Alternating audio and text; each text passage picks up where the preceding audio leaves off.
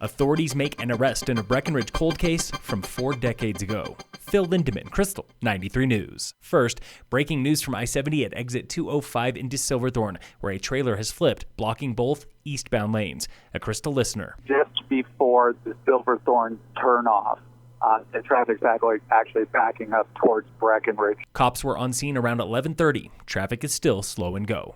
In other road news, CDOT has been blasting local mountain passes for avalanche this week. Here's another Krystal listener stuck on Highway 91 outside of Copper this morning. They're doing bombing and avalanche control.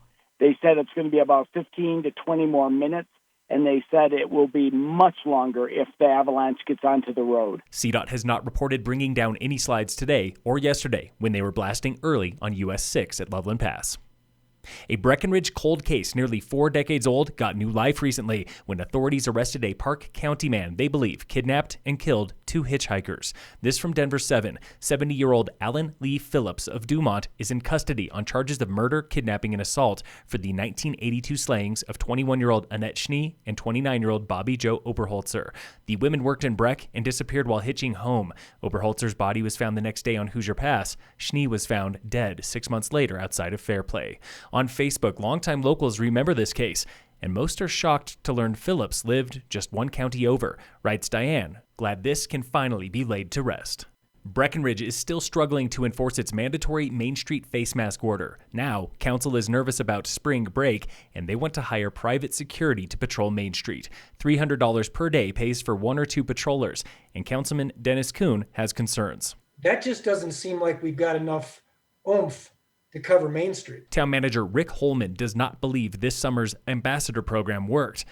But what if Jeff Bergeron went incognito? I think I'm better undercover, kind of plain clothes. Yeah, that's off the table too, and council agrees. Private security is the best way to enforce rules at the busiest time of year. Mayor Eric Mamula. And in the end, it's just to reinforce the COVID rules that we have. Total cost could hit $10,000 for 2 weeks of patrolling in mid-March.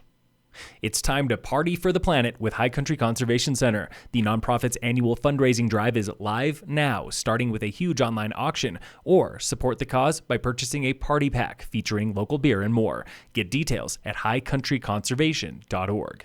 The latest now on coronavirus and Summit's new remote workforce. Local real estate agent Corey Wolf says new homeowners have flipped the script on resort town housing, now living full-time in Summit and part-time in cities, outbidding the locals who must work here. People are really willing to pay a lot. And the one thing that I see is unfortunate because it's going to start driving a lot of people out of the market that just can't afford to be here. Summit County's latest infection rate per 100,000 is 232, with a 7-day positive test rate of 5.1%. In sports, the Nuggets took care of the Bucks last night, 128-97. Today, the Avalanche face the Sharks at 8:30. And in local sports, brought to you by American Family Insurance, the Weiss Agency, Summit High girls basketball lost to Greeley Central yesterday, 57-34.